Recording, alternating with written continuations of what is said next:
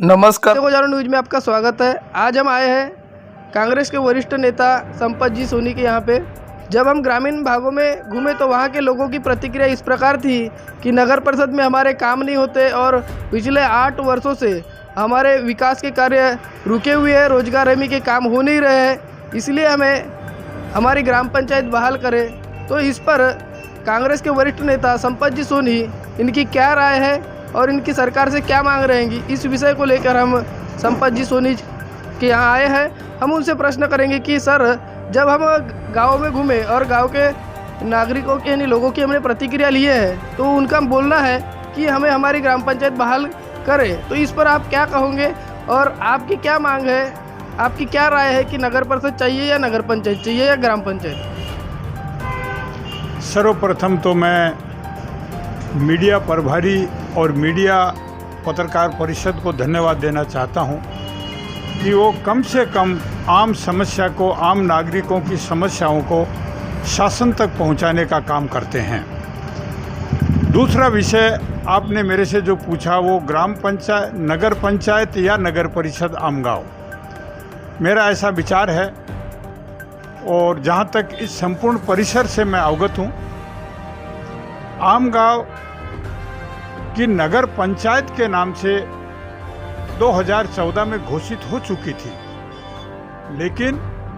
कुछ राजकारणीय लोगों की वजह से या हमारे मित्रों की वजह से वो कोर्ट में केस चला गया और रुक गया। उसको नगर परिषद बनाने का बार बार दावा किया गया। मेरा मीडिया के द्वारा प्रश्न है और सुझाव भी है कि नगर परिषद क्यों होना चाहिए और नगर पंचायत क्यों होना चाहिए। इस विषय को 2009 के आसपास भी एक बार सभा हुई थी तो मैंने विषय रखा था कि हमको आमगांव को नगर पंचायत ही बनाया जाए, नगर परिषद नहीं बनाया जाए, लेकिन राजकारण की वजह से नहीं हो सका। 14 में हुआ।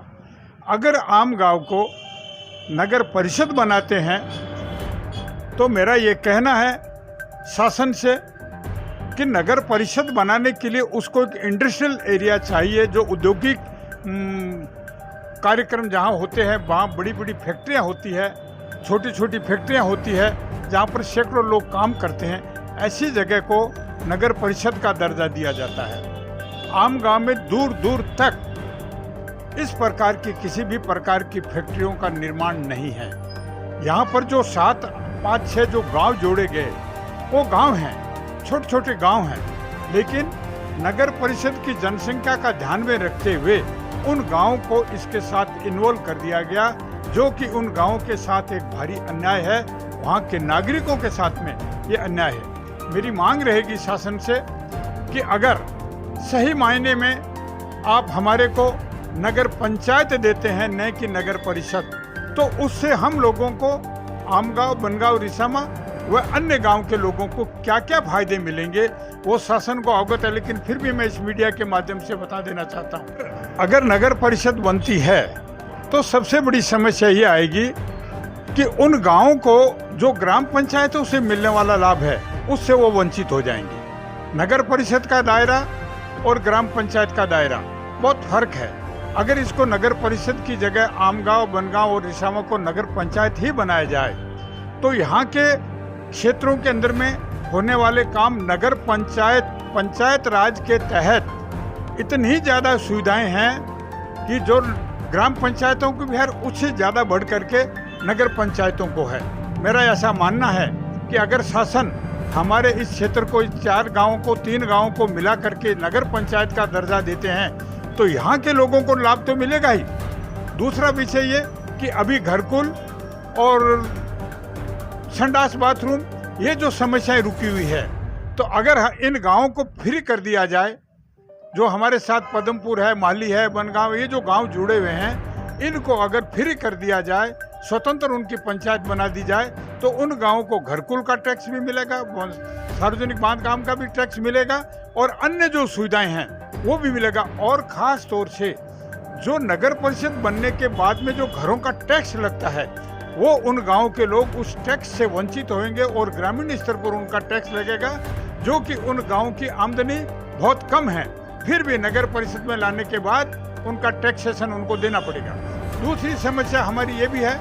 उन गांवों के अंदर में छोटे छोटे कामों के लिए जो लोग ग्राम पंचायतों में जाते हैं उनका तुरंत काम हो जाएगा। नगर परिषद बनने के बाद उनको 3-3 दिन के लिए एप्लीकेशन लगाना पड़ेगा, चाहे उनका घरकुल बांध काम हो, चाहे मृत्यु प्रमाण पत्र हो, जन्म प्रमाण पत्र हो, रहवासी प्रमाण पत्र हो, इनके लिए 3-3 दिन तक नगर परिषद के कर्मचारियों के चक्कर मारना पड़ेगा, जिनकी आवश्यकता अभी नहीं है। मेरा शासन से मांग है कि अगर सही में आम गाँव का नगर पंचायत के द्वारा विकास करना चाहते हैं तो महाराष्ट्र शासन से मेरा विशेष अनुरोध है कि वो कम से कम इसको नगर पंचायत घोषित करें और आम जनता का कैसे कैसे फायदा हो सके इस बात को ध्यान में रखते हुए अगर हम कोई लाभ देना चाहते हैं। और एक विषय आता है हमारे सामने में कि अगर यहाँ पर टैक्सेशन बढ़ता है तो दूसरी आमदनी हमारे पास कुछ भी नहीं है, और ये छोटी नगर परिषद होने से इसका दर्जा रहेगा डी। नगर परिषद डी दर्जे में आने के बाद उतना पैसा जो शासन को देना चाहिए वो हमको नहीं मिलेगा, हम और कई साल पीछे पिछड़ जाएंगे। मेरा विशेष अनुरोध रहेगा शासन से कि आम गांव के और उसके बाद में जो दूसरे गांव आ रहे हैं हमारे साथ में उनको वापस उनको ग्राम पंचायत का दर्जा दिया जाए, जिससे तमाम शासन की सुविधाएं उनको मिल पाएगी, खेती की सुविधाएं उनको मिल पाएगी, घरकुल की मिल पाएगी और भी अन्य सुविधाएं मिल पाएगी। और अगर वो ग्राम पंचायतें बनती है और अगर ये नगर पंचायत बनती है तो हम शासन के द्वारा बहुत सारी सुविधाएं सिर्फ 3 गांव में लाने का प्रयास करेंगे। एक विषय और जो बार बार उठाया जाता है कि घरकुल नहीं आ रहे हैं, तो हमारा शासन से कहना है कि नगर परिषद के द्वारा दिया जाने वाला फंड आप आम गांव में प्रयोग में ले रहे हो, तो उसके साथ साथ आप घरकुल का भी आम गांव के निवासियों को क्यों नहीं देते। इन बहुत सारे विषयों को लेकर के हम आज मीडिया के द्वारा बताना चाहेंगे कि अगर सही में आम जनता का और यहाँ पर पढ़ने लिखने वाले बच्चों का और उनके माँ बापों का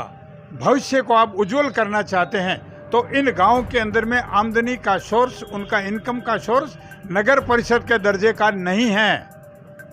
अगर वो नगर परिषद आती है तो उनका टैक्सेशन के दायरे में बढ़ता है और उनको बहुत परेशानियों से गुजरना पड़ेगा। मैं महाराष्ट्र शासन से निवेदन करना चाहूँगा और हमारे माननीय आमदार साहब से भी निवेदन करना चाहूँगा कि वो शासन को बोल के जो सुप्रीम कोर्ट में हमारा केस लंबित है उसको हटाएं और यहाँ पर ला करके इसको नगर पंचायत का दर्जा ही दें, जिससे आम जनता की सुविधा हो जाएगी और हमको आने वाले दिनों में नगर पंचायत का चुनाव करके हम काम करेंगे। दूसरा एक विषय और आता है हमारे सामने में कि नगर परिषद के लिए कुछ लोग उत्सुक इसलिए भी रहते हैं कि उनको